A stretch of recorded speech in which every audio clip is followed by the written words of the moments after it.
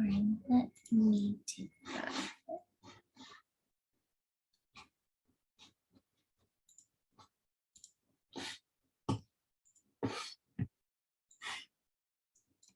Okay.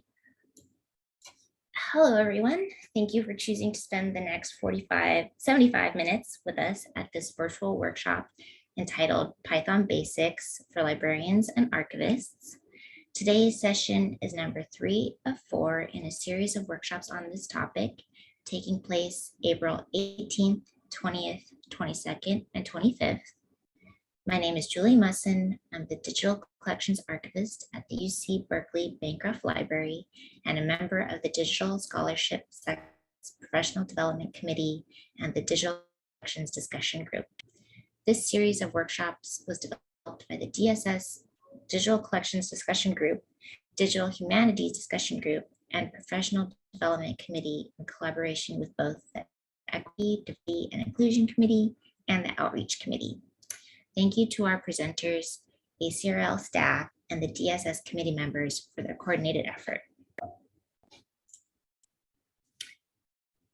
In the spirit of encouraging equity, diversity, and inclusion in the DSS community and beyond, I will read a brief statement. Please take a moment and review the guidelines on this slide. We, the DSS community, agree to frame interactions in DSS activities with these guidelines in mind. We recognize that whenever we engage as a community, we will all make mistakes that may unintentionally harm individuals or groups, but we agree to take responsibility for the results of our words and actions.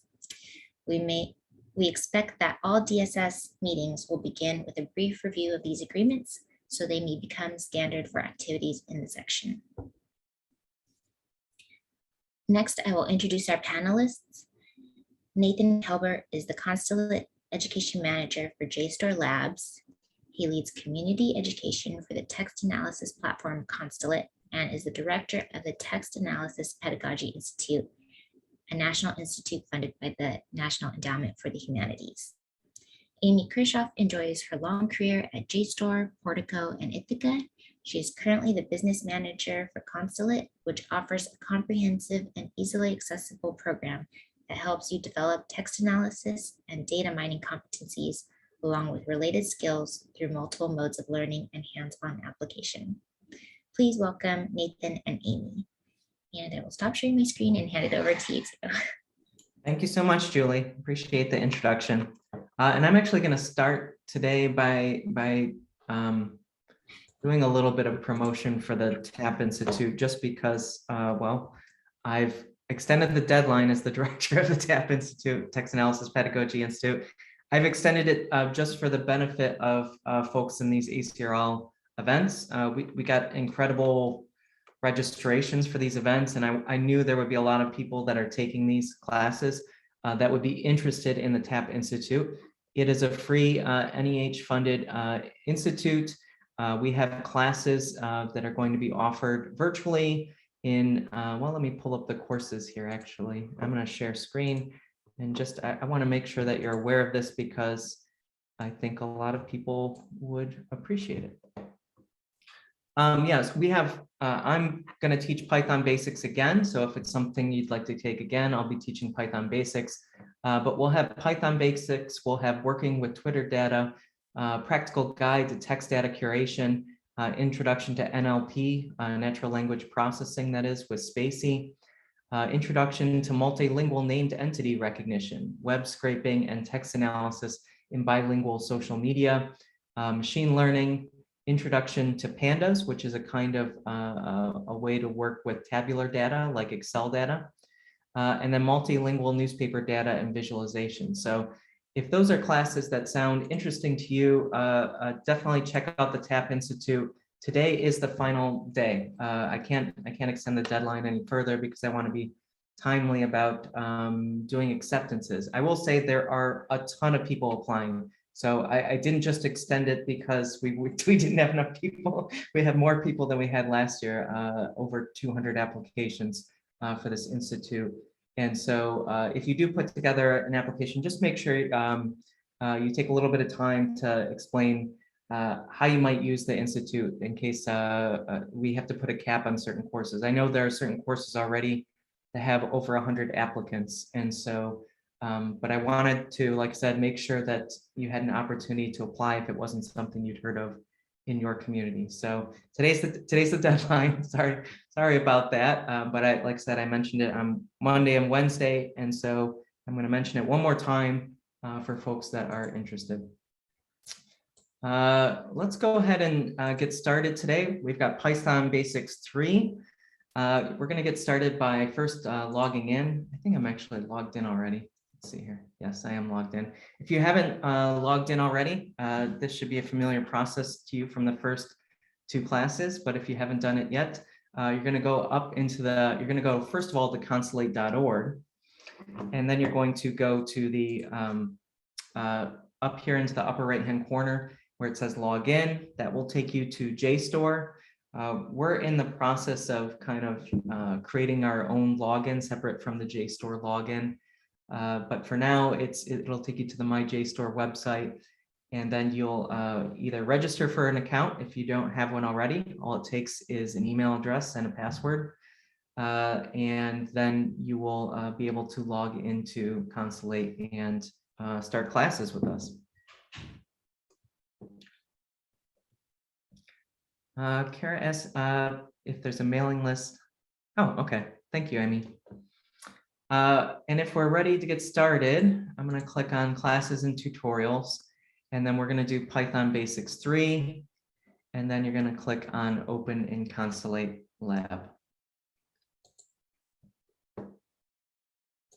So I'll go ahead and paste this link. You're going to go here and then Open in Consulate Lab. Before we get started with Python Basics 3, I'll give folks a little bit of time to log in.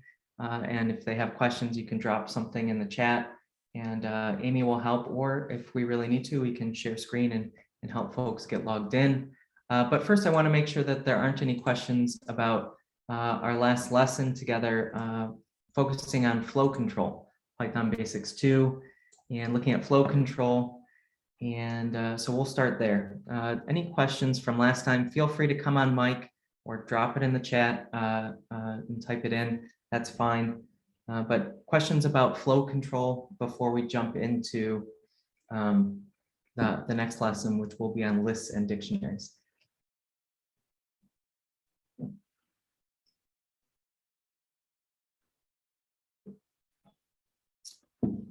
The lab environment opens a Jupyter Notebook. That's right. And so a Jupyter Notebook is just, it's a file that allows you to use, it allows you to use text, images, video alongside code.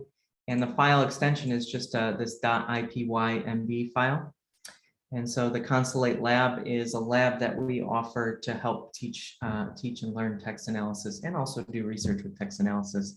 And we've made it, normally there's a membership process or you can do a trial or something like that, but we've made it available to ACRL for this week and next week for this, especially for this class.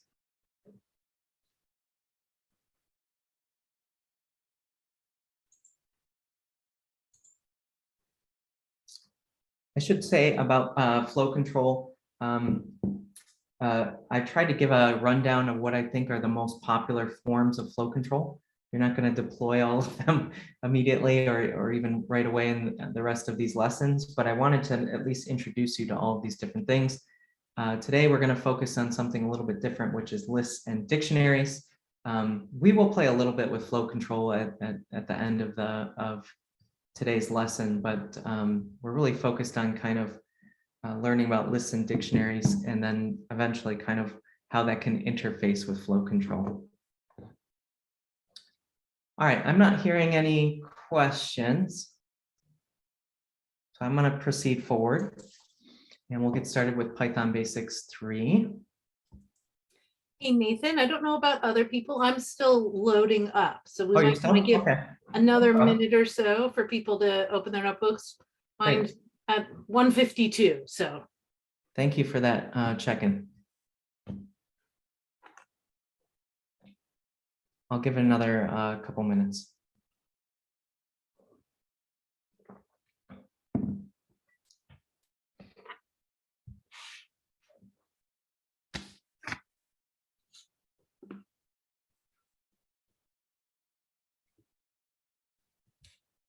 And do let me know if, like I said, we're still working on this platform and improving it all the time.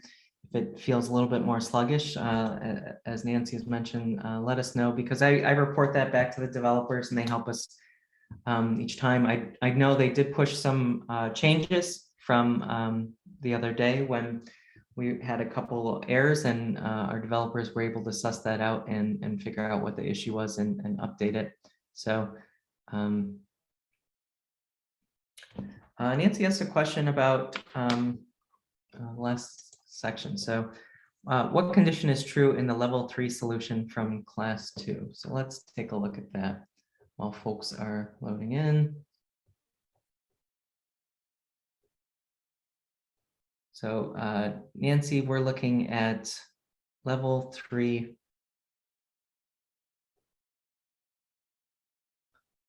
Are you asking about the challenges, Nancy, or?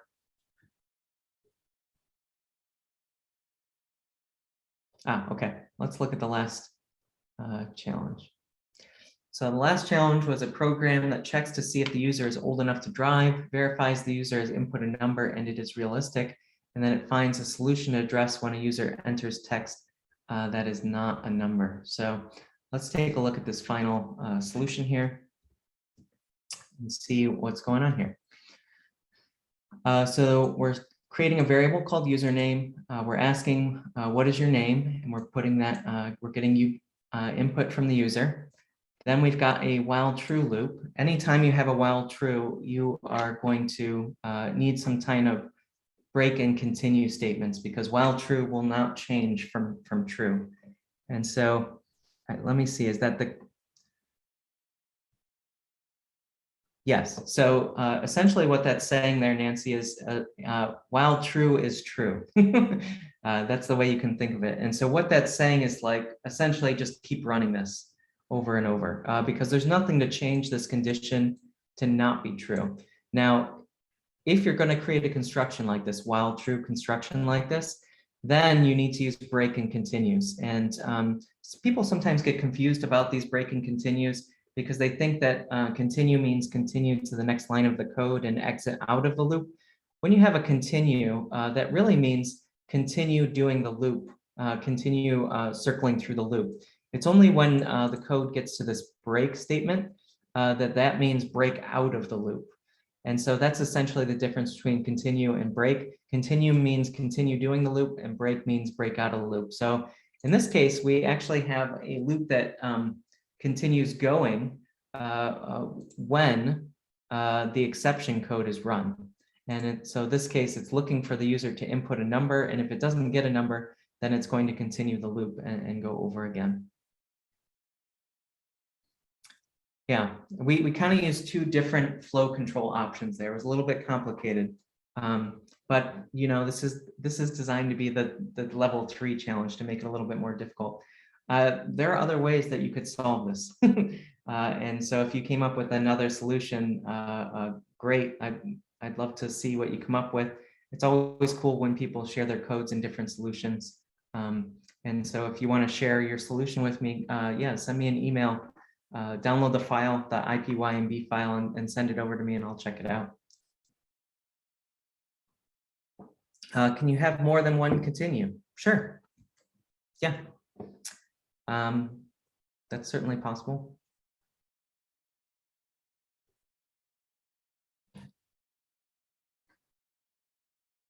But like I said, the key thing to remember when you have a construction like this that is while true is to make sure that you have a way to break out. Otherwise, the loop will become an infinite loop that never ends. And so one of the choices has to have a break option.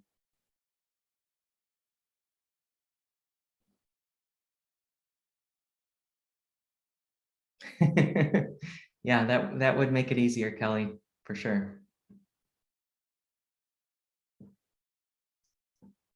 All right, how are we looking, folks? Are we logged in now?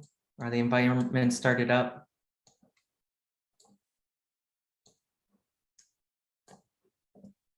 Not everybody, but mine's open now, Nathan. Okay.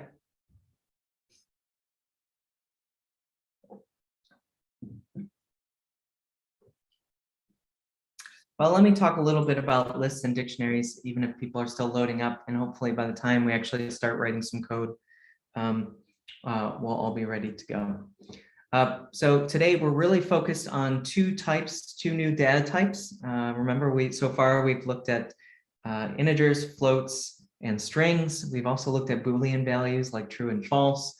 Now we're going to add some new really cool data types, actually. So the problem we kind of have at this point is that every time we want to create a variable and store some data in it, we can only store one thing at a time. Like we can store one string, or maybe we can store one integer or one float. But that means essentially we have to create a new variable every time we want to gather a new piece of data or use a new piece of data. And so it doesn't really scale very well. You can imagine, like, if we had a big list of names we wanted to store, we'd have to be like, name one, and then do an assignment statement for name one, and name two, do an assignment statement for name two. And that would get quite laborious and very confusing, obviously. And so the idea with these lists and dictionaries is they're really what's going to enable us to work with data at scale. That is, now we can suddenly create a single variable, and inside of that variable, we can store thousands, millions even of items, like really, really big chunks of data. And so we can store, say, millions of names in one single variable in a list. And I'll show you how we can do that. We can also use something called a dictionary, and they operate slightly differently, but both of these are basically ways to store tons and tons of data in a single variable. And so it's really going to enable us to begin working with data at scale rather than just kind of one piece of information at a time. Now we can start thinking about, like, oh yeah, I can work with thousands, or like I said, even millions of items at a time by storing them in a list or in a dictionary. The fundamental difference between these two storage techniques is basically the way that we retrieve them is slightly different. And we'll go into each one in detail, but in brief here, a list essentially stores each item by an index number, starting at index 0, and then it just counts down or over, however you want to think about it. But it's essentially like, this is item 0, this is item 1, this is item 2, this is item 3. And that's how lists work. And so when you want to get something back out of the list, usually you refer to the index number where that item is in the list. Whereas a dictionary uses key value pairs. And so with a dictionary, the order does not matter, the index number doesn't matter. What you're really thinking about is you supply a key, which could be something like a string, and then it gives you a value back, which could be any other type of thing. It could be a string or an integer. It could even be another dictionary or another list if we want to get really complicated. But that's essentially the difference between lists and dictionaries. And I think this will be clear if we jump in and actually take a look at some examples. So let's start with lists. First of all, I have a variable here called my favorite numbers. And I'm just going to set that equal to this list over here. I'm doing an assignment statement. So I initialize with 1 equal sign. I can tell this is a list here because it has square brackets. And so if you see something with square brackets around it with commas, that's a fairly good indicator that what you're looking at is a list. And so I have my favorite numbers, and I'm setting it equal to 7, 21, 100. It's got 3 items in it. And then I can print out my favorite numbers, and it will print out the items that are in that list, 7, 21, and 100. Of course, I can store not just numbers, I can also store strings. And so in this case, I have my inspirations. And here I have Harriet Tubman, Rosa Parks, and Pauli Murray.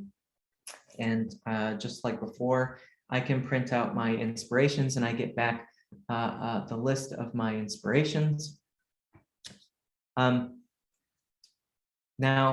let's say I wanted to get a particular item out of the list. I would have to refer to an index number.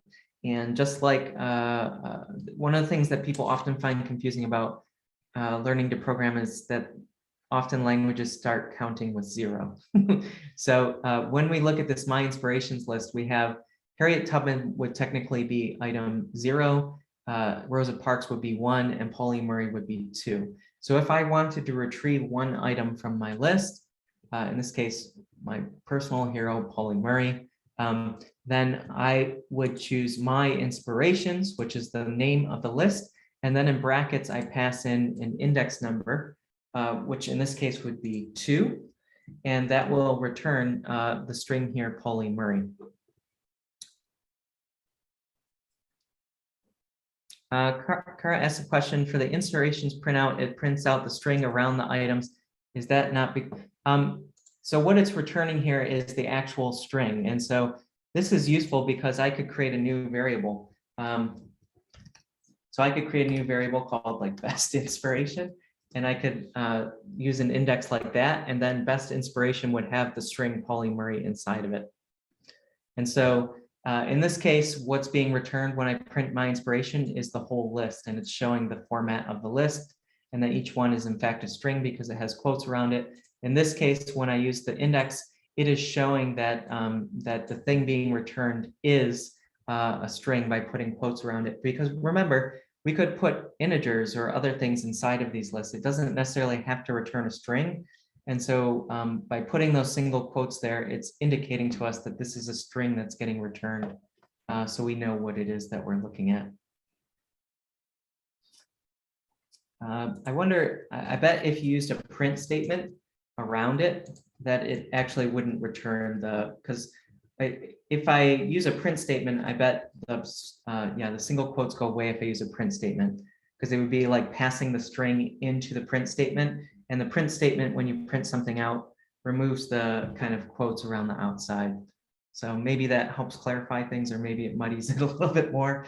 But right here, without using a print statement, we're relying on the fact that by default, a Jupyter Notebook is going to evaluate an expression and just return something. And so when it sees that expression, it evaluates it and says, oh, you want to evaluate this? This is the string Pauline Murray. And that's what's happening there. Yeah. Try this. What if we change the index to 1? What do you think is going to happen here?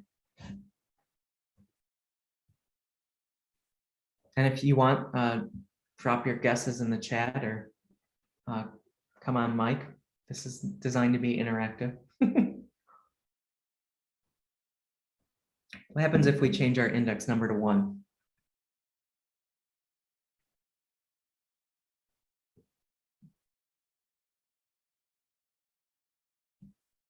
Yeah, we should get Rosa Parks, a hometown hero here in Detroit. Rosa Parks would be 1. What do you think will happen if we put 3? Let's see what happens. Let's give it a shot. I see, yeah, a few nothings. Nothing, I think, is a good guess. But actually what we're going to get is an error. Nothing is a fair guess, but it gives us an error. It says list index out of range. And the reason for that is because even though there are 3 items here, there is no index 3, because we have index 0, index 1, index 2, and then we have index 3 would be over here, but it doesn't exist. And so since there's no index 3, which would be technically item 4, we get an error, and we get index error, list index out of range. Similarly, we'll get an error if we put in like a float or something like that. Like we can't put in like 2.5. It doesn't like that. So we have to use, when we're doing these, using these index numbers to grab something from a list, we have to use a whole number, or what we're calling an integer. Now, and here's something that really kind of blew my mind when I learned about it the first time. You can have not just integers, floats, and strings in your list, but you can have a list with other lists inside of it. So like you can have a list of lists. And so I actually have that in this case. I have a list of 2 lists. And so, and actually, I want to point this out as well. If you have a really long piece of code like this, like a list item, you can split it up across multiple lines. I'm going to do that here just because it'll help with readability purposes. So you can certainly write your code just like this. That's perfectly valid Python to put each list on its own line like this. And so now you can see clearly I have a list of 2 lists. Here's the first list on this line here. and then I have a comma outside of the list, and then I have the second list here. So I have Harriet Tubman, Rosa Parks, Pauli Murray in one list, then I have MLK, Frederick Douglass, and Malcolm X in a second list.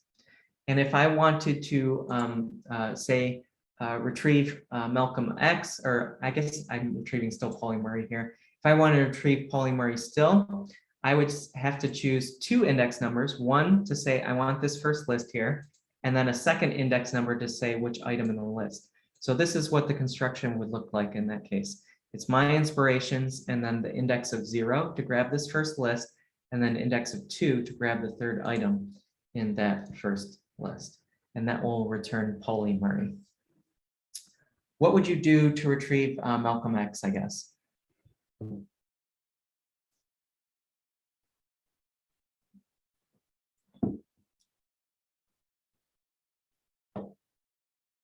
I'm seeing some different guesses here. I'm seeing 1, 3, 1, 2. Okay, I'm seeing more 1, 2s. Okay, good. So if we change this to 1, this is going to grab the second list, which would technically be MLK Frederick Douglass. And then we need the third item. And again, this is very confusing if you're not used to counting from 0. This is very confusing. And so whenever I'm working with lists, I always like test my code thoroughly because it's very easy to be off by 1. Off by 1 errors are very common. So you just have to be careful. So there's Malcolm X. It would be 1 and 2 there to get Malcolm X. Another thing that we can do if we want to select from a list, sometimes you're just adding things to a list over time, or you just want like the last thing that's on a list, the last thing that's been added, or you don't know how big the list is, but you want the last item on it. We can use a negative index number. So here I'm using an index number of -1.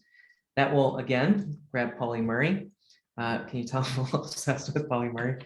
-1 would grab Pauli Murray. And I suppose if we wanted, we could do -2. That would grab Rosa Parks. But here you can think of it as like counting from the right side of the list instead of from the left side of the list. And so that's useful to know is that we can do negative index numbers to grab items that are at the end of the list rather than starting from the beginning of the list. Another thing we can do is we can do slices. And a slice allows us, in my mind, I visualize like 2 katana blades just like coming down and like cutting the list. A slice allows us to slice the list into a smaller list. And so anytime you do a slice, you are essentially saying, give me just this chunk of the list. It's like if you envision like, because everything is food for me, if you just envision like a long submarine sandwich, and you're like, I want that part of the submarine sandwich. And so like that is slicing. And so you do a slice like this. Essentially, we have a beginning index and a stopping index. And so here I have a list that is no longer, historical periods.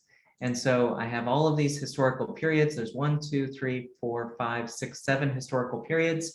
And I'm going to do a slice here from index 3 and to stop before we get to index 5.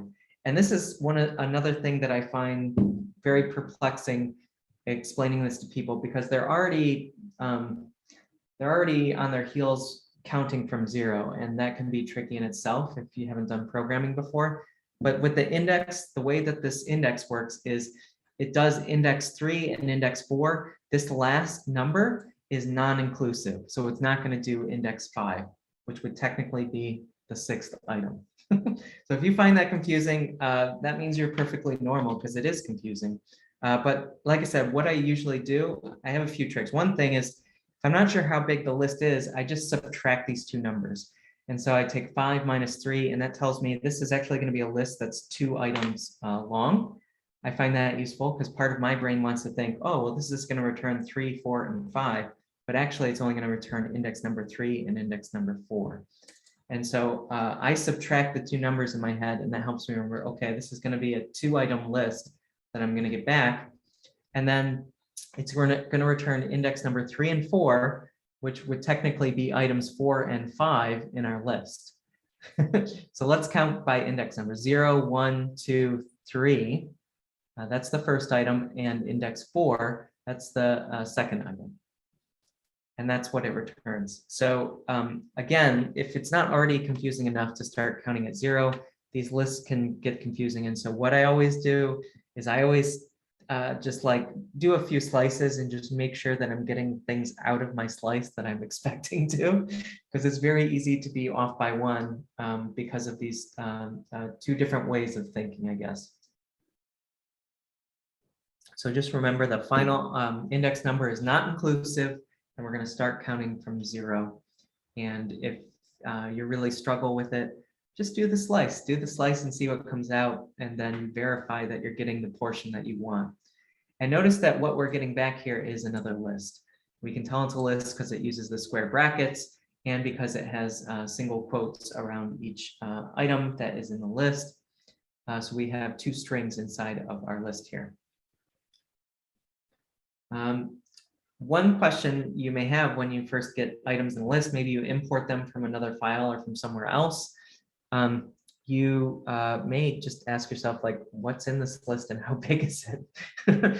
That is, a list could technically be empty. You could do an assignment statement with a list and just do an open bracket and a closed bracket, and there could be no items in the list. It could have 0 items, or potentially a list could have millions of items.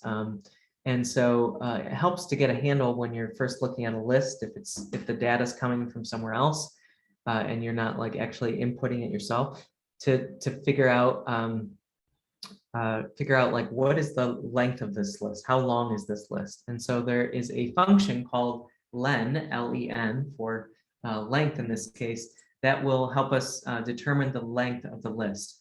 And so here I have my historical periods list again. And so if I do a len function and I just pass in that list, then it's going to give me back the length of the list. In this case, it's telling me there are 7 items in this list that you're looking at. One final trick with slicing I want to share with you all. It may be that if we wanted to, say, do a slice of this historical periods list and we wanted to get the whole list over again, we would do a slice from 0, which would be the first item, all the way through 7. And so that would give us all of the items in the list. It may be that you want to slice a chunk at the end of the list, in which case you don't actually have to put in both numbers. And so I can take a slice from the end of the list. I could put like a 4 here. And then instead of the 7 being there, I could just leave it off. And so you'll see this construction sometimes. So this essentially says, give me everything from index 4 to the end of the list, whether it's 10 items or whether it's 1,000,000 items. I want everything from index 4 to the end of the list. And so that way I don't have to know exactly how many items are in the list to do my slice. I just say, give me, from 4 up. Similarly, we could do something like this. We could leave the beginning off and we could put a 4 on this side, and it would say, give me the first 4 items on the list. And so this would give us 0, 1, 2, and 3. And so you can leave off one of the numbers when you're doing one of these slices, and it will essentially start at either the beginning or go to the end of the list. And so that's a useful trick to be aware of. All right, before I go to in and not in operators, questions about list, list indices, or slices?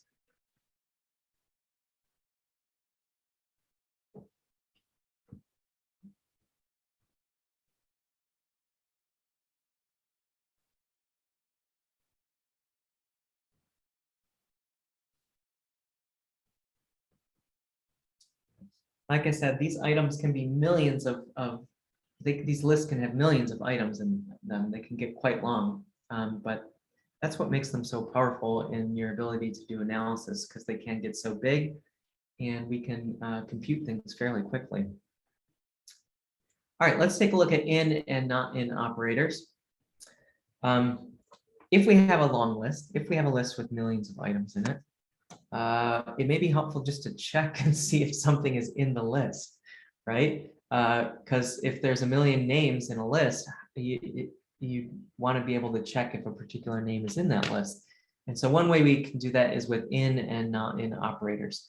And so I've created a list here called staff, and staff is just a big list of names. Each one of these is a string with somebody's first and last name. And then if I wanted to check if a particular person was in the staff list, I could simply put a string here that I'm looking for, and then use the in operator, and then use it on staff. Staff is the name of the list. And so I can do a check there, and this is an expression. It's going to evaluate to a true or false. And I see that Patricia Walker is inside of staff. Try a couple examples here. See if you can figure out, is Rita McDowell in staff?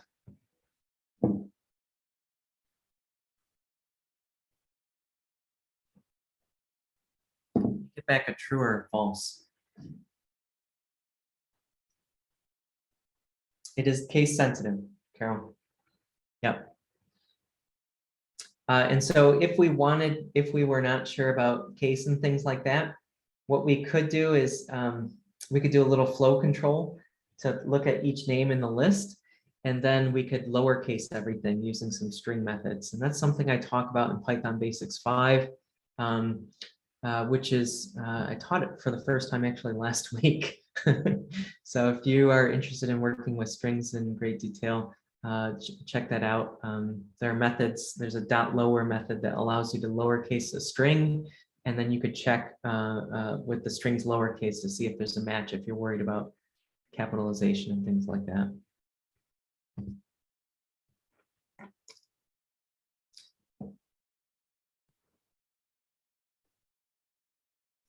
Carrie, that's a great question about checking for a partial name.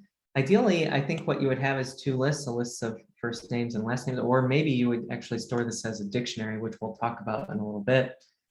You could potentially do some splitting. You could split on white space. That's something, again, that I talk about in Python Basics 5 to kind of check first names and last names. But having first names and last names in a single string is not an ideal way to do this in practice. It's merely used as an example here.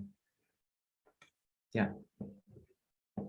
What'd you all get for Rita McDowell? Laura says false, and then I'm assuming that true is for Erica Bryant. Let's give it a shot here. Rita McDowell is not in staff, and let's try Erica Bryant. Erica Bryant is in staff. Okay, great. Catherine asked a question specifically for a list of names. Would it be possible to allow for transliterated variables? Catherine, explain what does transliterated mean? Maybe that's the part I'm struggling with. I don't know what that word means. Is that like A's without an accent or something? Okay. Yes. There are ways to do that, and there's ways to do like fuzzy text matching, Levenstein distance, and those kind of things, looking at characters that are very similar but may not be on your keyboard. So if you're working with, say, Spanish, and you don't have like an E with an accent over it or something like that, there are ways that you could do that. But technically, when you're doing these type of in methodologies and you're matching with strings, you are matching character by character, including spaces. And so you would have to get a little bit more sophisticated than this if you wanted to kind of make your program a little bit more robust. But it's certainly possible with Python. People have written all of this stuff, and there are modules and libraries that will help you do that. And we'll talk a little bit about libraries in our next class, but certainly that is a possibility that you could do if you wanted an application like that. Yeah. All right. What if we wanted to change a value in our list? Like, what if we wanted to change a particular item? And so being a former medieval scholar, it hurts to say, but being a former medieval scholar, if you write the medieval period as the Dark Ages, people get very upset. And so I have a list of historical periods here, classical antiquity, dark ages, and modern period. And it hurts my little medievalist heart. So we have to change dark ages here. And so what we're going to do is essentially an assignment statement, but an assignment statement using an index number. So here we have the historical periods being created. Then we print out the historical periods as it exists. And then we have historical periods with an index of 1, which would be the second item in our list.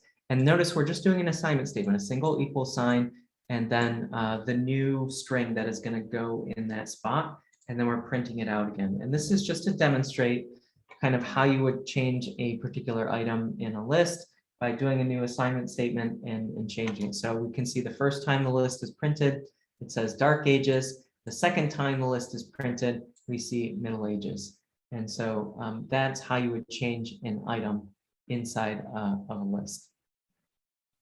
We actually have a whole bunch of things that we can do with lists. They're called methods. And so I'm going to talk about some of these methods now. A method is basically just a function. And you can identify a function like a print function because it always ends in parentheses, right? There's always those parentheses at the end of it. It's the same thing with the method. It ends in parentheses, therefore it's a kind of function. But the only difference is that a method also takes an object with it. And so there's an object specified, and I'll show you what I mean by that in just a moment. But we're going to look at these 5 methods in relation to lists. And this table is a useful kind of reference for when you come back to this notebook. You don't need to worry so much about it now because we're going to look at each one of these individually. So first of all, considering the indexes number is so important when we're working with lists because we need that for slicing and for kind of referencing particular items, it would be helpful to have a method to grab the index number of an item in the list. And so that's the first method we're going to look at is the index method. And I'm going to show you how an index, how a method works, and then you'll apply it in the next example on your own. So I have a staff list again, and this is the syntax for using an index method. So staff is the object that we're using the index method on. So this is the different notation. We've seen things so far that kind of look like this, that have a function, and then we pass in an argument like this, Jessica Lee. What we haven't seen is this kind of dot notation where we have an object at the front. And the object in this case is important because it's telling us, do the index method on the staff object, on the staff list. So we have staff.index, and then we're passing in here Jessica Lee. That's the string that we're looking for in this case. And so when we do that, we get back an index of 12, which means technically Jessica Lee is the 13th item on our list. One thing I should be clear about here is that it's possible for lists to have names twice. Maybe there's 2 Jessica Lees in the organization, and it's possible that there are 2 of them, in which case it's going to return the first index that it discovers. It's not going to return the second Jessica Lee if we use this index method. And so if that's the case, if you're like concerned that there may be multiple items that have the same value and you want to get all of the index numbers, then you would just write a little bit of flow control to check items one by one. So you would do, you would essentially do for each item in this list, check to see if it's Jessica Lee, and if it is Jessica Lee, print out the index number. That's essentially what you would do. So that is the index method. I want you to try and see if you can figure out what index number Lisa Grant is in the staff list.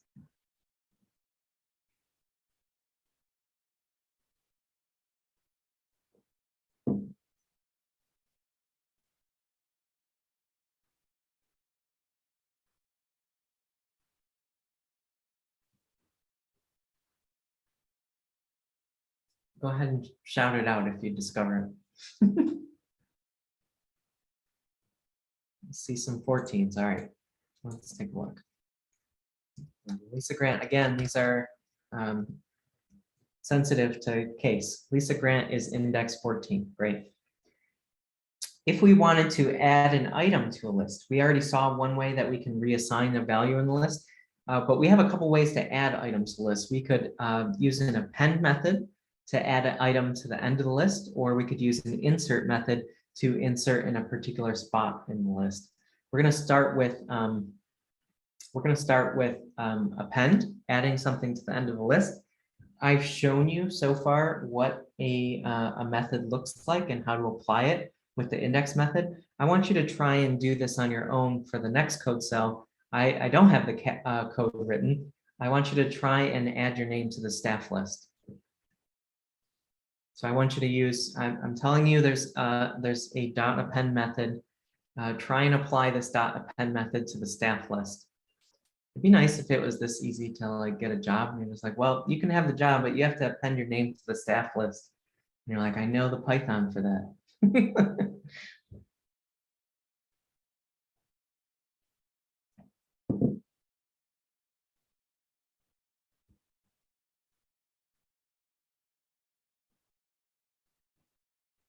Also, you'll see here that when I list out the list again, I'm using the list function. So I snuck in an extra function here too. I'll tell you why that is in just a moment.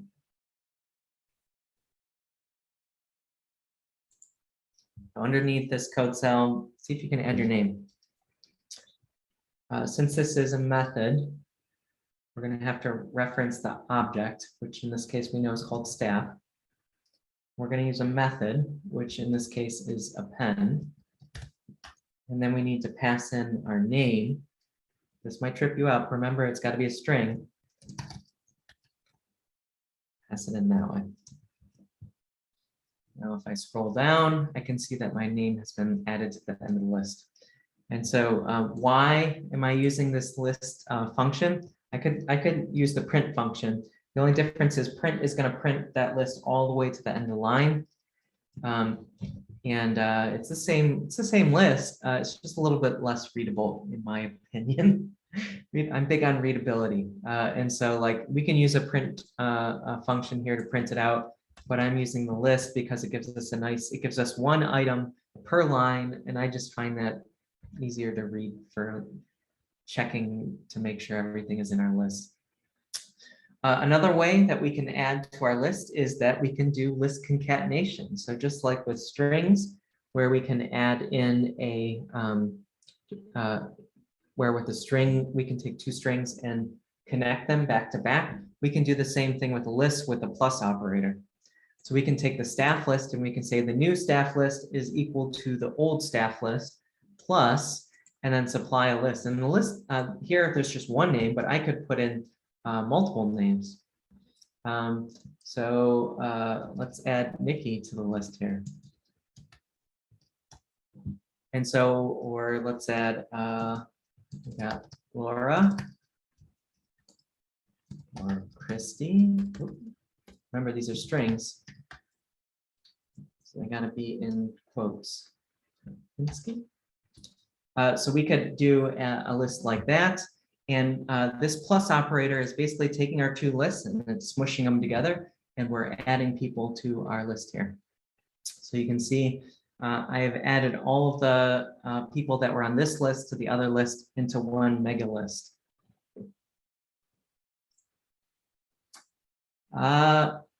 We also have an insert method. So we've been adding things to lists by appending them. Append means add to the end, and kind of programming parlance, it means add it to the bottom. We could also do an insert method if we were concerned. Maybe it's a list of the winners of a race. And so we need, first place, second place, third place, or something like that. And the order is important to us. And so we need to insert somebody in the order in a particular spot.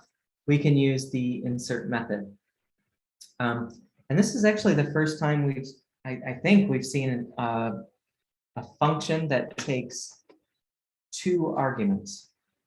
And what I mean by that is it takes two items that go in between the parentheses. And so here we have our staff list and we have staff.insert. but we need the index number, first of all, where the insert is going to happen. In this case, it's going to be index number 5.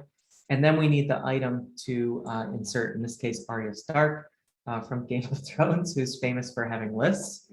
And so this is, I just want to show here that we're adding in 2 items here, and we do it with a comma in between. These are called arguments. We'll talk a little bit more about functions and arguments and all those kinds of things in our next class on Monday.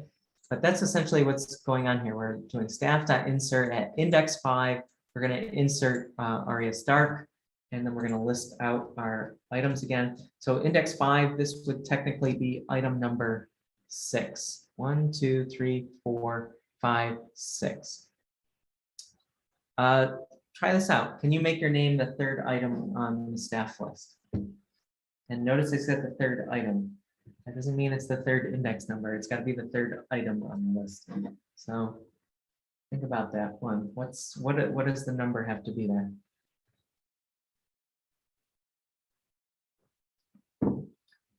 Good. Are you able to insert your name in there? You're going to need an index of 2. We figured that part out. And then you just have to change the text here to whatever your name is. That happens to be my name. So that would make me the 3rd item at the 2nd index, 0, 1, 2.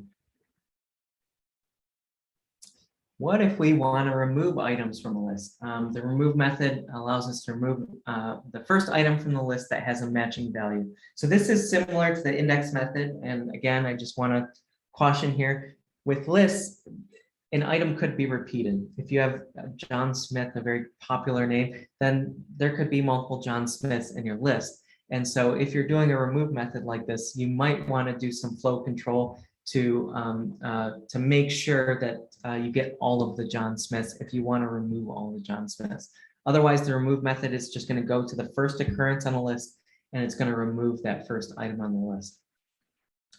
So yeah, see if you can write a remove statement for this list to remove.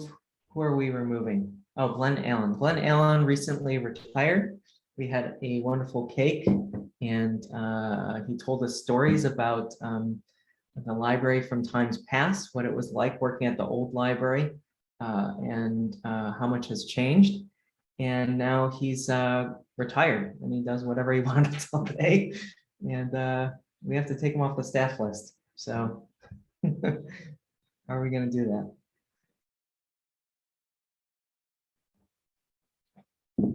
Notice Glenn has 2 N's in it too. That'll get you. It's got to match character by character.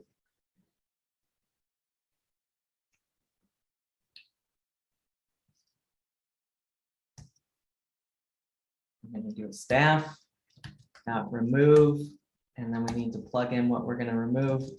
Glenn Allen, just like that. And we see Glenn Allen has been removed from the list. So there's actually, I mean, there's a few different ways we can do this. If we know the item we want to remove, in this case, if we know the string, then we use the remove method. If we know the index method or the index number, then there's actually a different way to do it. And that's using a Dell statement. And a Dell statement is not a method actually, and it's also not a function. It doesn't end in parentheses. A Dell statement just deletes that particular item. And these Dell statements can be used for things other than lists. You can use it to delete a variable, say. So like, let's say you created a variable and you gave it a value and then you wanted to delete that variable so it wasn't in memory, it doesn't exist anymore. Then you could just write del and then write the variable name and it would delete that variable. We're doing a similar thing here with the Dell statement. We're just deleting an item. So we have a staff list here and Glenn Allen happens to be the last person on the staff list. And so if I do a Dell statement here and then just do staff and then I pass in an argument of, or I pass in an index number, I'm sorry, of -1, it's going to delete the last item on the staff list. which in this case happens to be Glenn Allen.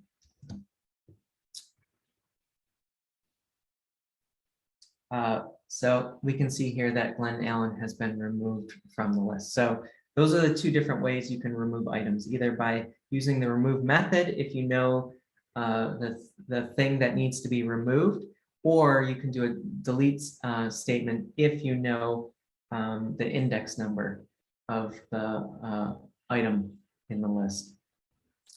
The last example that I want to give you for working with lists is the sort method. And the sort method is just going to sort in alphabetical order. Technically, it goes capital letters A through Z and then lowercase letters A through Z. This is, some people call this like ASCII-betical order. But the idea here is just to sort in alphabetical order. Again, we have first names and last names in one string. Ideally, maybe we wouldn't have those all together in one string. So we're only going to be sorting on that first character, which in this case will be sorting by first names. So one thing about this sort method is that this is actually a destructive method. And what I mean by destructive is that when you do this sort method on the list, it will change the order of the items in the list, right? And that's important because index numbers are really important in the list. So just keep in mind when you do this dot sort method, it will fundamentally change the list. And what you may want to do is make a copy of the list before you do this if you don't want to destroy kind of the original order. But so if we do a staff.sort and then we list the list back out, we see that it has been sorted in alphabetical order by that first character. We can also go in reverse order if we want. And we do that by doing reverse equals true. And this is a little bit different argument than what we've seen in the past. This is basically, normally what we've done is we've just kind of entered the item, but you can also specify, a function could take, let's say, a dozen different kinds of arguments. And it may not be that the one that you want to change is the first one for that method. And so in this case, by specifying reverse, we're saying this particular argument, this particular option that exists for the sort function, we want to be equal to true. And so that will essentially just reverse our list. So we see Vanessa is now on top and Aaron is now on the bottom. We'll talk about this a little bit more when we do functions on Monday. All right, and I've got a coding challenge, 2 coding challenges, and those answers are at the bottom of the notebook. So I recommend practicing that at some point before our class on Monday, and then we'll jump into dictionaries. But I'm going to pause here and see if folks have any questions about lists or working with lists.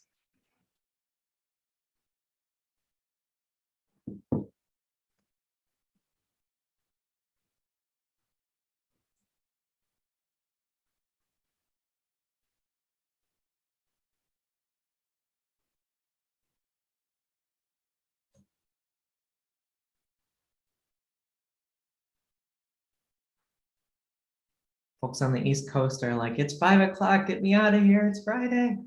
All right, we got 15 more minutes. We'll do dictionaries and then we'll call it a day. Dictionaries. So dictionaries also allow you to basically put a ton of data into a single variable. The difference with dictionaries is that instead of really relying on that index number, which is we've been laser focused, like what's the index number? I need the index number so I can work with this. Dictionaries work with key value pairs. And so you supply the key and you get back a value that's associated with that. Afshin asked a question about 2 lists. You can certainly combine 2 lists, just use the plus operator and between the 2 lists and it will combine them into one list. Just like concatenating a string, you can concatenate 2 lists together. So a dictionary relies on these key value pairs, and when you're working with dictionaries, you should really be thinking, you should really try to avoid thinking about like the order of the dictionary. The order is not what's important. The important thing is what is the key that I need to supply to get back the corresponding value. And so this is kind of the format of what a dictionary looks like. I have example dictionary here. I have an assignment statement. And then a dictionary starts with these curly braces. And so remember, lists are those hard brackets. And then these are the curly braces. That's a dictionary. The other thing that's different about a dictionary is that since it's a key value pairs, it kind of looks like this. It has key one and then a colon and value one, and then a comma to say, okay, this is the second entry or the second item, key two, colon, value two, and so on. So here I have created a dictionary, and I'm calling this dictionary contacts. And so here I have names all on the left. These are all of my keys, are all the names. And then on the right, I have all of the occupations.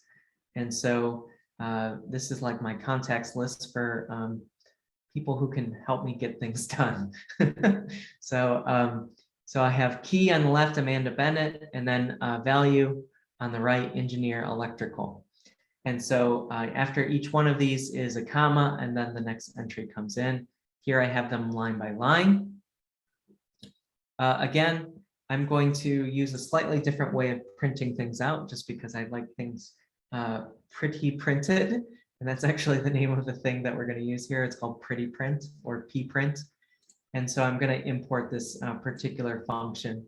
And so that's what this line is here. It says from pprint, import pprint. And so I'm just importing the pprint function. And again, we'll talk more about functions on Monday. But you can see here, instead of just printing out contacts, I am printing or pretty printing out the contacts. And so that prints them all out. It even alphabetizes them when it prints them out. We could certainly use the regular print. It's not that it doesn't work here. And so if I just use regular print, we were able to print out this dictionary just fine. It's just not very readable because again, it goes all the way to the end of the line. And I want to make it very easy for you all to see what's happening with these dictionaries as we're manipulating them. So that's why we're using this pretty print output because it makes things a little bit easier. Hey, Nathan, Kara has a question. Would you take a look, please? Yeah, could you list them as a substitute for pprint, or does that break things? Tell me, can you clarify that a little bit, Kara? What do you mean by that? So I'm just wondering if instead of the preprint parentheses contacts, if we do list, would that just list the names as opposed to the roles? That's right. Yeah, it's gonna create a list, and it's only gonna give us a list of the keys. It's not gonna give us a list of associated values. What's the why for that? So in this case, the list function is creating a list, but it doesn't. We're not including the values here. Why is that? I'm not sure why the values aren't necessarily. They're kind of kept in a different memory space. I think it's like it has to address one and then grab the other one. And so if we just list it out, it's going to give us just one of those things. It's not really intended to work that way, I guess, with list. It's intended to just list out a set of items in a list. But that's why I'm using the pretty print here. Because it's going to give us both of those things. And at the end of the lesson, there's actually some pretty cool flow control things that will show you kind of examples of how you could go through all of the keys or all of the values and kind of grab things out of a dictionary. Yeah, you're welcome.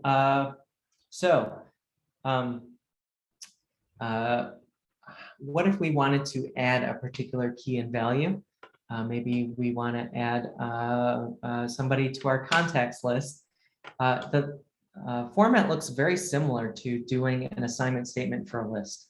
And so it's just contacts, and then the key goes in brackets on the left. And we can kind of think of this in a way, it's kind of like supplying an index number. So before when we were doing this, we would have wrote something like contacts 1 for the index number, and then we would have done an assignment statement that looked just like this. The only difference here is that we are putting the key in the brackets instead of the index number. And then when we print it back out, we can see that Nathan Culver is in our list here. And the pretty print, this is an artifact of pretty printing. It has automatically alphabetized. If we were just to print out the context, we could see that technically this item that we added is the last item. But again, don't get too wrapped up in the notion of like what order particular items are in a dictionary. The order is not what's important when it comes to dictionary. It's the key and the value that you should be thinking of. Don't think of the order, because that's not how we're supposed to use dictionaries. That's not how they're intended to be used. And for a long time, until just like a couple of years ago, dictionaries didn't even have an order. So don't rely on order, because you'll confuse people and break code. Instead, think of what is the key that I need to supply to get back a particular value. Can you add your name to the context dictionary? And your occupation, obviously.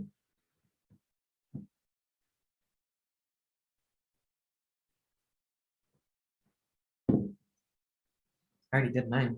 I'm already done.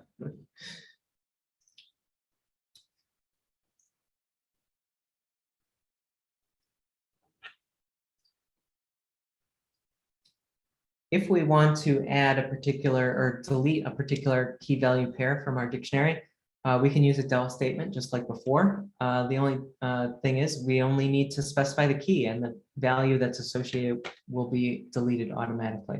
So here I have a Dell statement, Dell, and then I have contacts, and I have a key that I'm supplying, Brian Miller. Brian Miller is, oh, here he is, radiation protection practitioner. Did a really bad job on our last radiation protection, and we need to find a new radiation protection guy, so or gal. So to delete Brian Miller from our contacts, we just use a Dell statement here, and that will delete the key and the associated value in the dictionary. And we have a whole bunch of methods that we can use for our dictionary methods in order to update things and to go through our keys and values. And so there's an update method, a keys, a values method, and items, which does keys and values at the same time, and then a get method where we supply a key and we get back a value. We'll do a couple of these, and then I'll leave the rest as exercises before Monday. So the update method basically allows us to update our dictionary and to add things in there. So we can do something like contacts.update, and then we supply a key and a value inside of here. But it's kind of like adding in it's kind of like a concatenation of a dictionary here. And since my name is actually already in here, it's not, hasn't been changed. Let's change my title, my home title, Cat Wrangler. And so now my title has been changed from my consulate title to Cat Wrangler of the house. And so that's how we can update a particular key value pair. We can also add multiple key value pairs. So here's the update method that is essentially taking this smaller dictionary, and you can kind of think of it like appending it. We're appending this smaller dictionary. Two of our developers on the Consulate platform, Matt Lincoln and Ian Desjardins, we're gonna update our contacts lists and add them to the list here. And so it's basically we're passing in another dictionary into our update method, and that will add them to our dictionary of contacts. And I'm going to pause here because we're just about at time, but there are also keys methods where you supply back a key and you get a value, or a value method and there's a get method. And so just take a look at these. The last thing I really want you to take a look at are these kind of flow control things where we can go through and look at all of the keys or all the values. So we can do something like this, for k in contacts.keys print k, and that will print out all of our keys. Or, and we could call this something else, for name, print name. We're just creating a variable with this flow control, and we're iterating over our dictionaries. We could do something here like for occupation in context.values, print occupation, and it would list out all the occupations. And so that's .keys and .values. And then we can also do keys and values at the same time with .items. And so I could do name, occupation, and then we got a little F string right here. We can do name and occupation and have it print out everything, all the names and occupations and our keys and values. So you can see that with flow control, this becomes incredibly powerful because we can go through our whole list and do whatever we want, not just print things out, but do manipulations, change everybody who has a particular name to a different name, or change everybody's occupation that matches something to something else, and so on. And there's a coding challenge, as always. There's some coding challenges here for working with dictionaries. Try those out before Monday, and bring any questions you may have to class on Monday. That's all we got for today's class. Thank you all so much. Once again, apply for the TAP Institute if you want to keep growing your skills. If you want to take this class again, you can take it at the TAP Institute as well. Yeah, I'm excited to finish up on Monday with you all. And we'll have a poll at the end of Monday about whether folks want to do another class and what that class might be. I'll give you some options about particularly library focused ways of using and working with Python. And we'll do a poll at the end of the day on Friday to figure out, or end of the day on Monday, to see if there's a particular area, and maybe we can do some more programming with ACRL. I think that would be really cool. So thank you all. I'll hang out as always for 10 minutes or so if folks have questions they want to ask. Otherwise, I'll see you on Monday.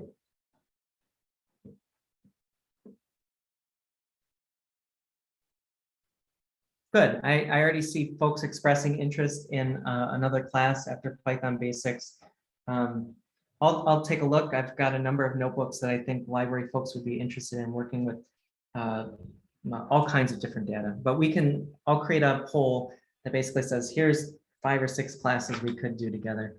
And I'll have you vote, and whatever gets the most excitement, we'll see if we can organize the next class to help more people learn.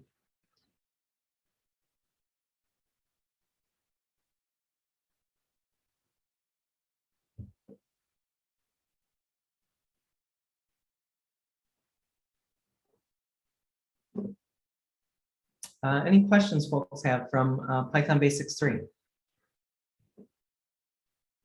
Or really anything? I don't know if I can tell you the meaning of life, but I can try.